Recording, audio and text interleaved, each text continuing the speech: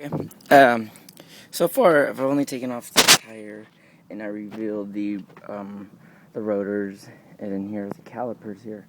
So all you need to do is just remove the screw back here. There's two screws. I already did that. One here, then one here, and one back here. Just remove that, and all you gotta do is pull the caliper off. You see the piston right there. Pull it off, and then place it right on top and get out of the way. And then now you reveal where the brake pads are. I already took out the first brake pad, and here's the back brake pad. I need to do is just pull it out, take some wiggling. Now you can see that my brake pads are fully worn down, which is really bad.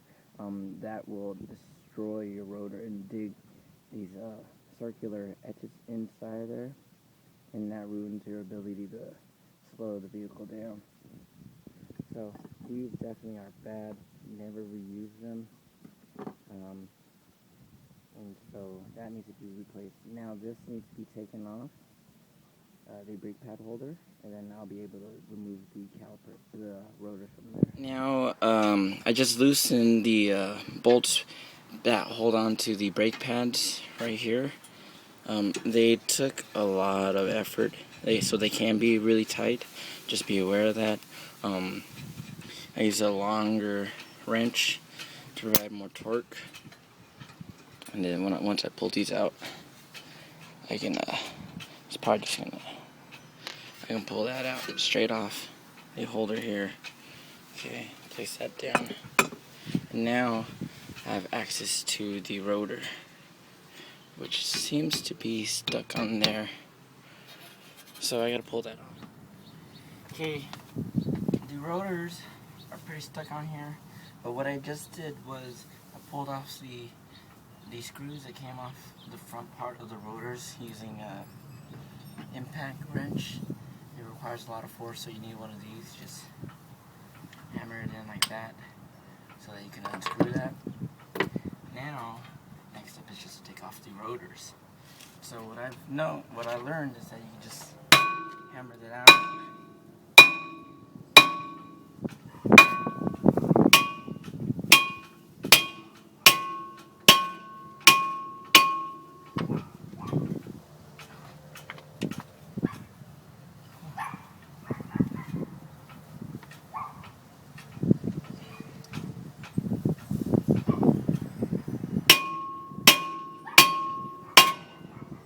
There you go.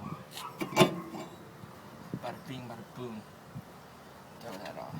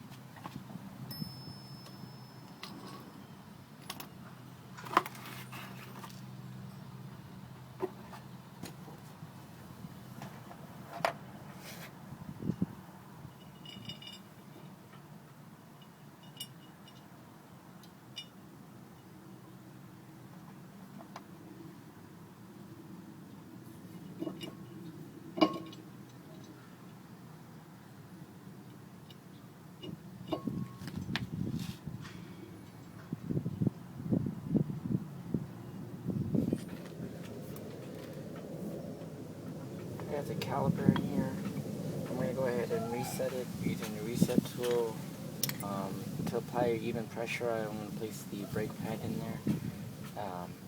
Using the tool, I'm just going to go ahead and twist, which is what's going to push that piston back up. But remember, this is all about pressure, and so you have to open the reservoir tank up in the engine bay to apply that, to let that piston go back up. So push it and keep twisting until it cannot twist anymore. What this piston does is that as the brake pad is wearing down, it's going to compensate by coming down even further. So we just need to reset that.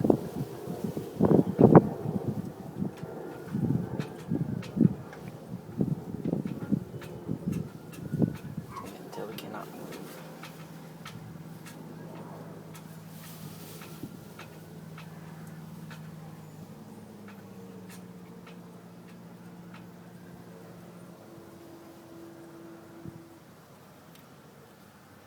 Okay, that's good.